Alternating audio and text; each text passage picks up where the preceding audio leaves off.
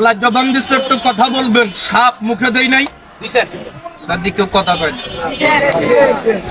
এই সাপ আমি কাঁচা চাবাইয়া নিজে খাই, সাপও আমাকে ওস্তাদ শিখাই নাই। যে গোডাউনটা দেখেন 2-4 হাজার সাপের কল হজম করা আছে। সাপটা কি লম্বায় 4 রাত হবে না? এখন তো 4 রাত বলতেছেন, রাত্রবেলা দেখলে বলবেন 8 রাত, 4 রাত বেশি বলবেন বয়ের ঠেলায়। ঠিক আছে নি? তবে সাপটা শিক্ষিত সাপ, ভদ্র সাপ, পরিচিত সাপ। এটা আপনার বাংলাদেশের ভিতরে যে কোনো জেলা লয়া যাবেন, 100 জন মানুষে দেখলে 90% মানুষের সাপটারে চিনে। দেখলে কেউ দাঁড়ায় সাপ বলে, আবার কেউ বলে দুধরাজ।